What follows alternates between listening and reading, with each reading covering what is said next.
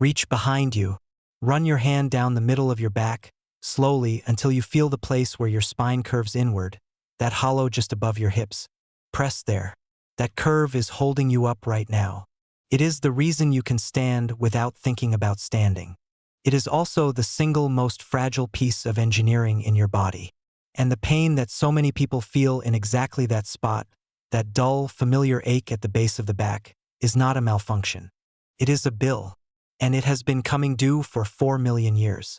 Low back pain is the most common disabling condition on Earth. Not one of the most common. The most. According to the Global Burden of Disease Analysis published in the Lancet Rheumatology in 2023, 619 million people were living with it. More than any other single cause of years lost to disability, a position it has held every year since researchers started counting. Think about how strange that is. We are not talking about a disease. There is no virus for this. No bacterium. Most of those people have no injury, no accident, no fall to point to. Their backs simply hurt. The most successful large animal in the history of the planet, the one that mapped its own genome and left footprints on the moon, cannot reliably stand up for 80 years without its spine beginning to fail. Every other animal that walks on 4 legs holds its spine like a bridge, horizontal, suspended between 2 sets of legs, carrying weight the way a bridge carries traffic. It works. It has worked for hundreds of millions of years. Somewhere in Africa, one animal stood up and turned that bridge on its end. And to understand what that cost, you have to look at what she left in the ash. In November of 1974, in the Afar Desert of Ethiopia, a paleoanthropologist named Donald Johanson was walking back to his Land Rover in the heat when he noticed a fragment of bone in a gully, an arm bone, then a piece of skull, then a femur, ribs, a jaw.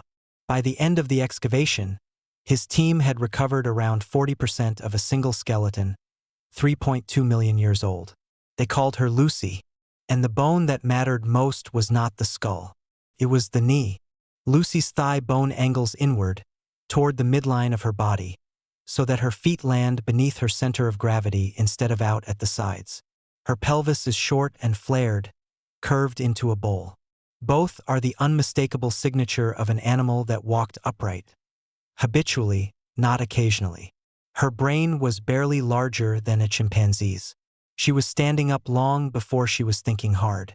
If you want to see it happen, you can. About 3.5 million years ago, at a place called Laetoli in Tanzania, a volcano dusted the ground with fine ash. It rained. Something walked across the wet ash and it hardened like cement. Mary Leakey's team excavated the trail in 1978.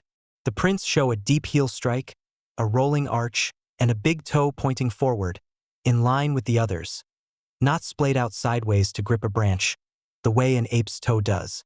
There are no knuckle prints anywhere. Whoever this was did not stoop, did not shuffle, did not run on all fours. They walked, upright, 3.5 million years before anyone would invent a word for what they were doing. And to make that possible, evolution had to redesign the spine.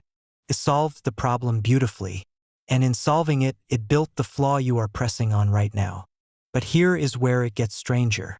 An ape's spine is a gentle C, one long curve, hanging forward from the shoulders. Yours is not. Yours is an S. Somewhere behind your ribs it curves out, and down at your waist it curves back in, and that second curve, the one under your hand, is called the lumbar lordosis. It exists to stack your torso directly over your hips, so your head, your ribs, your organs all balance on a single vertical column and you do not tip forward and fall on your face. It works. But it works by taking the weight of your entire upper body and funneling it into a wedge-shaped stack of small bones at the base of your back. Bones that are being asked to do a job no primate spine was ever shaped to do. And in 2015, a team led by Kimberly Plomp, working with researchers at Simon Fraser University and the University of Aberdeen, found something that makes this personal in a way you may not want it to be. They took human vertebrae from archaeological skeletons, some healthy, some scarred with the small pits that mark a herniated disc pushing through the bone, and compared their shapes against the vertebrae of chimpanzees and orangutans. The healthy human vertebrae looked like human vertebrae, but the ones from people who had suffered disc herniation did not. In shape, they were statistically indistinguishable from the vertebrae of a chimpanzee. Read that again. The spines that failed were the ones that had never finished becoming human. They called it the ancestral shape hypothesis. The idea is not that some people are less evolved. Nothing about you is less evolved than anyone else. The idea is that 4 million years is not very long, and the redesign is not finished. The shape of the human vertebra is still in motion, still varying from person to person, and some of us are carrying a version of that bone that sits closer to the older blueprint. A blueprint built for a body that hung from branches and walked on its knuckles. And if you are carrying that shape, you did not choose it and you cannot feel it. It is simply there, in the small of your back, absorbing the weight of a body it was never drawn for. This is not history. This is load-bearing right now as you sit and listen. If you find yourself thinking about your own body differently than you did 10 minutes ago, that is what this channel is for. Subscribing keeps these stories coming to you, because the spine is only where the bill starts. The same decision that bent your back also narrowed something else, and that one may have changed how every human being enters the world. To walk upright, the pelvis had to become a bowl. It had to rotate, shorten, and close in around the base of the spine to hold the organs against gravity and give the hip muscles the leverage to keep you from toppling with every step. And the birth canal runs straight through the middle of it. In 1960, the anthropologist Sherwood Washburn looked at this and proposed something that has haunted the field ever since: that the human pelvis is caught in a vise, wide enough to give birth easily, and walking becomes inefficient, narrow enough to walk well, and childbirth becomes dangerous. He called the compromise the obstetrical dilemma, and he argued that human babies are born early, helpless, unfinished, unable to lift their own heads, because waiting any longer would mean they could not get out at all. It is one of the most quoted ideas in human evolution. It may also be wrong. In 2012, Holly Dunsworth and colleagues published a paper in the Proceedings of the National Academy of Sciences arguing that the real limit is not the width of the pelvis at all. It is the mother's metabolism.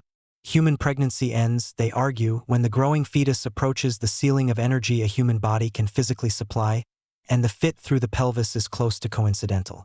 Later work found that wider hips do not actually make women less efficient walkers, which was supposed to be the whole basis of the trade-off. And then, in 2021, another team argued the original idea should not be buried yet either. The debate is not settled. Nobody watching this knows the answer, and anyone who tells you they do is selling something. But notice what both sides agree on, because it is the part that matters. Every human being alive was born through a doorway that had to be narrowed so that we could stand. You came through it. So did everyone you have ever loved. So did everyone who ever hurt you. There is a temptation, when you learn all this, to feel cheated. To think of the body as a badly made machine, a rushed job, a design that should have been sent back. But that is the wrong way to hold it. Nothing about you was designed. There was no draft, no revision, no engineer standing over the blueprint deciding what to sacrifice. There was only a long, unbroken line of animals who stood up because standing up worked, because it let them see farther across the grass, carry food to their children, cross the open country between one tree and the next. Every one of them stood. Every one of them paid. And every one of them passed the debt forward down through millions of years into the small of your back. The ache is not evidence that something went wrong. The ache is the receipt. You are the only animal on this planet that gets to look down at its own 2 feet and understand why they hurt. For million years of walking is standing inside you right now, holding you up, wearing itself out, and it has carried you all the way here to this moment listening to this. If you want to see what else 4 million years left inside your body, the parts you can feel but were never taught to notice, this is where to go next. I will see you there.